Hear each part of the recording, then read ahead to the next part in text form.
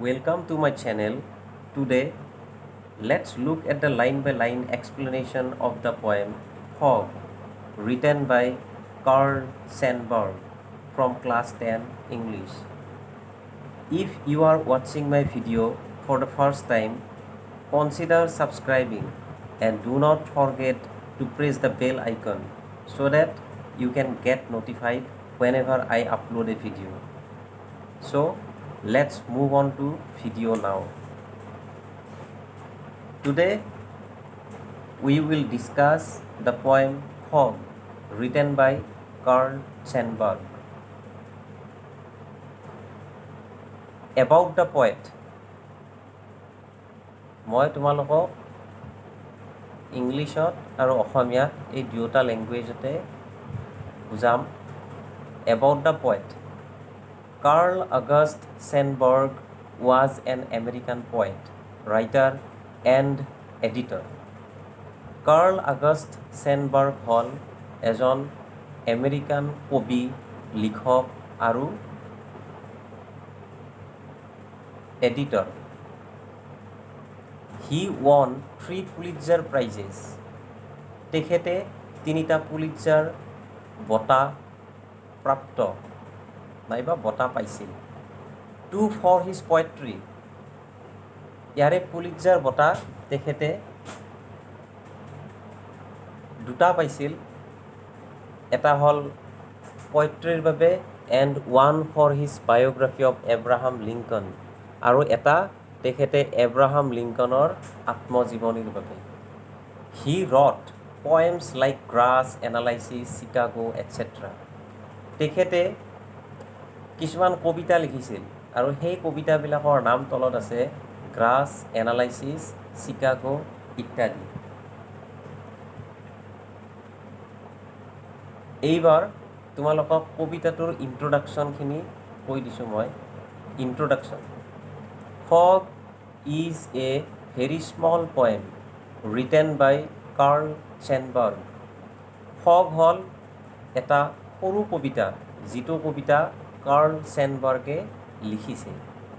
He has described the process of arrival of the fog into a city and the harbor. তেখেতে এই কুঁৱলীৰ আগমন বৰ্ণনা কৰিছে মহানগৰী আৰু বন্দৰত। He has very beautifully compared it to a cat. আৰু তেখেতে খুব ধুনীয়াকৈ কুঁৱলীক এটা মেকুৰীৰ লগত তুলনা কৰিছে। কবিতাটো এবাৰ পাঠ কৰি দিছোঁ। Fog. The fog comes on little cat feet. It sits looking over harbor and city on silent haunches and then moves on. I will analyze the poem line by line. Firstly, in English. In the poem, the poet says that the fog is like a cat. Fog is nothing but a thick cloud formation because of tiny droplets of water, and this is usually seen during the winter season. The poet says that fog comes like a cat. এইখিনি যিখিনি মই ইংলিছত ক'লোঁ সেইখিনি মই তোমালোকক অসমীয়াত এতিয়া পাঠ কৰাই দি আছোঁ। কবিজনে কয় যে কুঁৱলী এটা মেকুৰীৰ নিচিনা। কুঁৱলী মানেনো কি? এতিয়া কুঁৱলী মানে তোমালোকক মই এটা ইমেজ দেখাই আছোঁ কুঁৱলী কেনেকুৱা। এই পিকচাৰখনত তোমালোকে লক্ষ্য কৰি আছা সেইখিনি হ'ল কুঁৱলী। তাত ভিজিবিলিটি নাই, কোনো মানুহ কেইখনমান গাড়ী চলি আছে, বাইক চলি আছে, কিন্তু একো দেখিবলৈ পোৱা নাই কুঁৱলীৰ বাবে, আৰু সেয়ে হ'ল কুঁৱলী। আৰু এই কুঁৱলীক উদ্দেশ্য কৰিয়ে কাৰ্ল চেনবাৰ্গে এই কবিতাটো লিখিছে।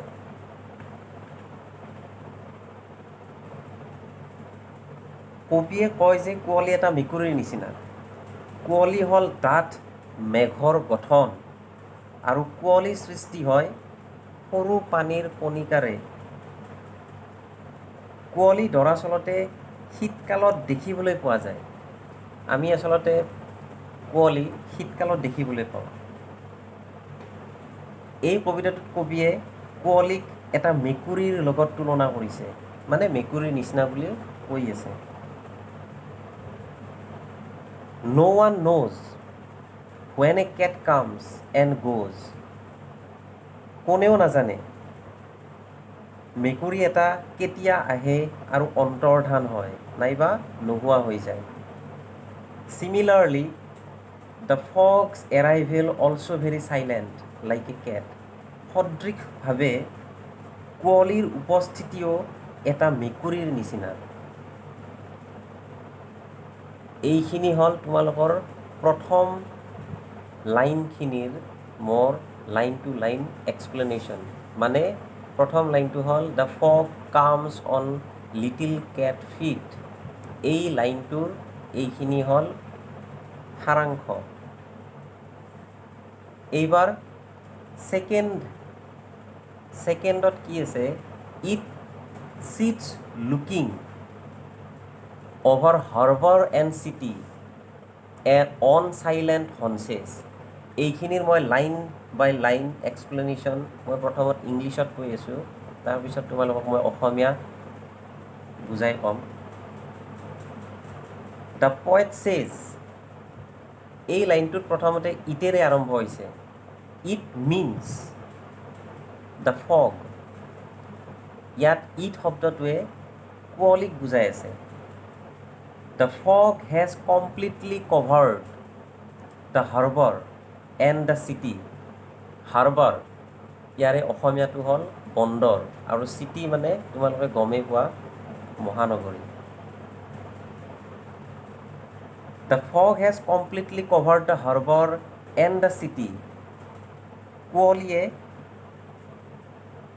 সম্পূৰ্ণভাৱে বন্দৰ আৰু মহানগৰীখনক ঢাকি পেলাইছে।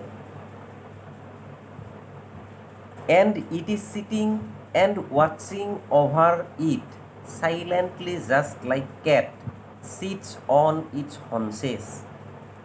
ইয়াতে এই লাইনটোত হনচেছ মানে হ'ল হোল্ডিং ইটছ লেগছ। মানে কোনোবা জন্তুৱেই হওক নাইবা মানুহেই হওক যেতিয়া নিজৰ ভৰি কোচাই বহে তেতিয়া সেইটোৰ মিনিং হ'ব হনচেছ ইংলিছত।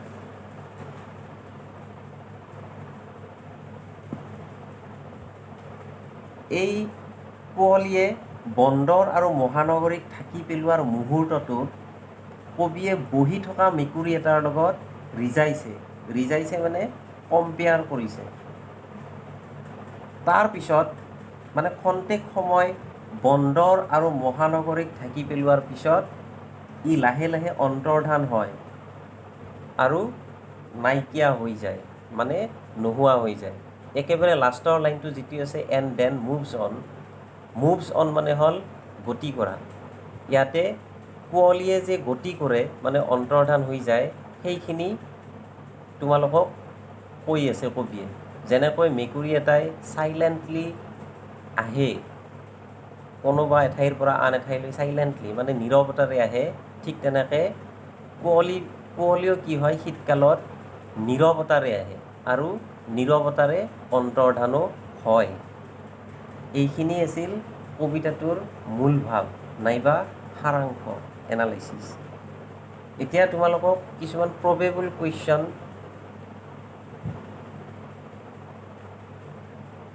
ক'ব খুজিছোঁ। প্ৰথম কুৱেশ্যনটো আছে what is compared to a cat in the poem, why? যে কবিতাটোত কবিয়ে মেকুৰী এটাৰ লগত কিহক তুলনা কৰে আৰু কিয় কৰে? ইন দ্য পয়েম কবিতাটোত fog is compared to a কেট, যে কুঁৱলীক এটা মেকুৰীৰ লগত তুলনা কৰা হয়। বিকজ ইট এৰাইভছ ভেৰি কুৱাইটলি, কিয়নো বা কাৰণ কুঁৱলী কি হয় খুব মনে মনে উপস্থিত হয় উইদাউট এনিবডিজ নটিছ যে কাৰো দৃষ্টিগোচৰ নোহোৱাকৈ and leaves in a similar manner আৰু সেই স্থান পৰিত্যাগো কৰে। এইবাৰ দ্বিতীয় প্ৰশ্নটো find three things that tell us that the fog is like a cat. First number question, the fog comes on its little cat feet. This means that the fog enters silently just like cat. Number 2 point, it sits looking over harbor and city. The fog is compared to cat as cats also like to sit and look here and there. Number 3, on silent haunches and then moves on. The fog sits silently over the city, just like the cat that sits on its bended legs. In the last line of the third point, bended legs, that means haunches.